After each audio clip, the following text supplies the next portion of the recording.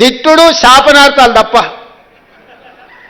పిల్లి శాపనార్థాలు పెడితే ఉట్టి దిగి కింద పడతా. అది ఉట్టి మీద పాలుంటే పిల్లికి అందవు. ఇక పిల్లి కింద కూర్చొని ఒకటే పైకి తలెత్తి శాపనార్థాలు పెట్టి నా ఉట్టి దిగిపడా ఆ కుండ వలిగిపోను, ఇది ఇట్లా జరగని అది అట్లా జరగనని. పిల్లి శాపనార్థాలకు ఉట్టి దిగిపడుతుందా?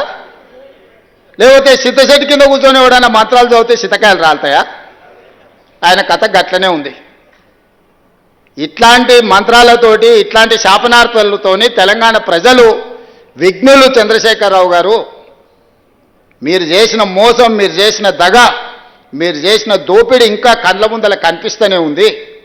నువ్వు కనిపించినావంటే ఆ గాయం పచ్చిగా మళ్ళీ ప్రజలకు గుర్తొస్తుంది. నువ్వు దాచుకున్నావు, గదే పని చేయి, బయటికి రాకుండా. కొంతకాలానికన్నా జనాలు నువ్వు చేసిన పాపాలను మర్చిపోతారు. నువ్వు మళ్ళీ కనిపించినావంటే అన్నీ గుర్తుపడతారు. మేం చెప్తూనే ఉన్నాం, అవుల పోరలు ఆ పోరలు ఏందే అట్లిడ్చినావు ఊరి మీద కానీ చెప్పలే అసెంబ్లీలో. ఆయన గదే అన్నాడు ఆడ వేదిక మీద. ఈ పోరగాళ్ళని పిల్లల్ని పంపిస్తేనే వాళ్ళు చెప్పలేకపోతారని, వాళ్ళ పిల్లలు అవల మాటలు మాట్లాడుతున్నారని నేను ఎప్పుడో చెప్పిన. అక్కడికి వచ్చే చదువు నేర్పు. దళితుని ముఖ్యమంత్రిని చేస్తాను మోసం చేస్తూ కనీసం ఆ దళితుని ప్రతిపక్ష నాయకుడినన్నా చెయ్యి. కనీసము అప్పుడు చేసిన మోపాలు కొన్నన్నా గడుక్కో. అంతే తప్ప ఆయన మాటలల్లా మళ్ళీ ముసుగు తోడుకొని రావాలనే ప్రయత్నం చేస్తుండు. కపట నాటక సూత్రధారి అని వెనకటికి చెప్పారు కదా, కపట నాటక సూత్రధారి మళ్ళీ బయలుదేరిండు. ప్రజలు అప్రమత్తంగా ఉండండి. కార్మిక సోదరులారా, మేడేనాడు నేను మాట ఇస్తున్నా. ఏ వెసులుబాటు ఉన్నా ప్రతి రూపాయి మీ సంక్షేమం కోసం, మీ అభివృద్ధి కోసం, మీ పిల్లల చదువుల కోసం ఖర్చు పెట్టే బాధ్యత నాది. నమ్మండి నన్ను. 20 ఏళ్ళు మీకు అండగా నిలబడతా. నమ్ముకున్నోళ్లను కాపాడుకునే బాధ్యత మా ప్రభుత్వం చేస్తుంది. కులగణన చేస్తామన్నాం, చేసినాం. ఎస్సీ వర్గీకరణ చేస్తా అన్నాం, చేసినాం.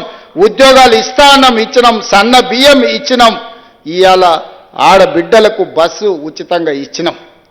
చెయ్యగలిగింది ప్రతిదీ చేస్తున్నాం. ఏదైనా సమస్య ఉంటే మీకే చెప్పుకుంటాం. మీరే మా పెద్దలు. మేము ఒకరి దగ్గరికి వెళ్ళి చెప్పుకునే అవసరం నాకేముందా? మీరందరూ కలిస్తే, మీరందరూ మా అండగా నిలబడితే ఆ కుర్చీలో కూర్చున్నా. మా తాతలు ఇచ్చిన ఆస్తి కాదు ఆ కుర్చీ, మీరిచ్చిన కుర్చీ. మీకే చెప్పుకుంటే ఏమన్నా ఉంటే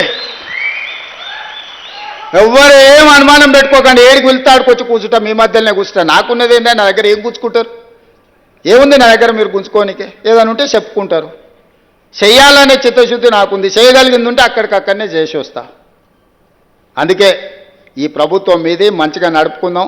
వాడో వీడో మన మీద విషపు సూపులతోటి అంటారు కదా కళ్ళల్లో ఏదో ఉన్నదని, అట్లాంటి కళ్ళల్లో పెట్టుకొని కొంతమంది మన ప్రభుత్వాన్ని దెబ్బతీయాలను, మన ప్రతిష్టను ఇవాళ భంగం కలిగించాలని చూస్తారు.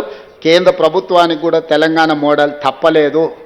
తెలంగాణ మోడలే ఈరోజు కేంద్ర ప్రభుత్వం తీసుకోవాల్సి వచ్చింది. తెలంగాణని ఈ దేశానికి రోల్ మోడల్ అని చెప్పి నేను చెప్పదలుచుకున్నా.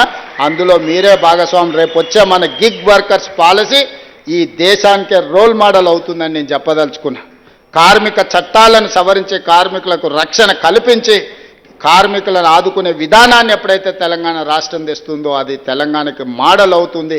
కేటగరైజేషన్లో మనమే నెంబర్ 1, కులగణలో మనమే నెంబర్ 1, గిగ్ వర్కర్స్ పాలసీలో మనమే నెంబర్ 1, ఆర్టీసీ బిడ్డలకు ఉచిత బస్సులో మనమే నెంబర్ 1, ఈ రాష్ట్రంలో శాంతి భద్రతలను కాపాడడంలో దేశంలోనే మనమే నెంబర్ 1, నిత్యావసర వస్తువుల ధరలను నియంత్రించడంలో మనమే నెంబర్ 1, నిరుద్యోగ సమస్యను పరిష్కరించడంలో మనమే నెంబర్ 1.